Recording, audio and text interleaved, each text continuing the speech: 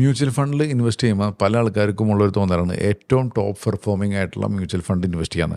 ഇപ്പോൾ നമ്മൾ ഏതെങ്കിലും ഒരു ആപ്പിലൊക്കെ പോയി നോക്കിക്കഴിഞ്ഞാൽ ഇപ്പോഴത്തെ അവസ്ഥയിൽ ഏറ്റവും കൂടുതൽ റിട്ടേൺ കിട്ടുന്ന ഫണ്ട് നോക്കിക്കഴിഞ്ഞാൽ നമുക്ക് ഏതെങ്കിലും ഫണ്ട് കാണാൻ പറ്റും.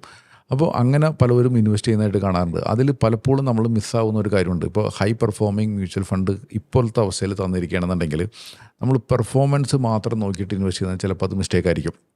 ചിലപ്പോൾ ആ പെർഫോമൻസ് തരാനായിട്ട് ആ പർട്ടിക്കുലർ ഫണ്ടിൻ്റെ ഫണ്ട് മാനേജേഴ്സ് ഒത്തിരി റിസ്ക് എടുത്തിട്ടുണ്ടാവും.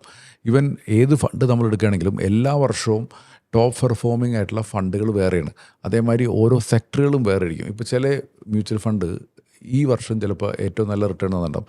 പക്ഷേ അതിൻ്റെ അകത്തേക്ക് നമ്മൾ നോക്കുകയാണെങ്കിൽ അതിൽ ഇൻവെസ്റ്റ് ചെയ്തിരിക്കുന്ന സ്റ്റോക്കുകൾ നോക്കുകയാണെങ്കിൽ ചിലപ്പോൾ ടോപ്പ് 3 സ്റ്റോക്സുകൾ അല്ലെങ്കിൽ വെറും 5 സ്റ്റോക്കുകൾ 10 സ്റ്റോക്കുകളായിരിക്കും ആ എൻ്റയർ ഫണ്ടിൻ്റെ 70% നിൽക്കുന്നത്. എന്ന് വെച്ചാൽ ആ ടോപ്പ് സ്റ്റോക്കുകൾ ഏതാണോ അത് ഏതെങ്കിലും 1-2 സ്റ്റോക്കുകൾ മോശമായിട്ട് പെർഫോം ചെയ്താൽ തന്നെ നമ്മളിട്ട പൈസ ഭയങ്കരമായിട്ട് നെഗറ്റീവ് ആവാനായിട്ടുള്ള ചാൻസ് ഉണ്ട്.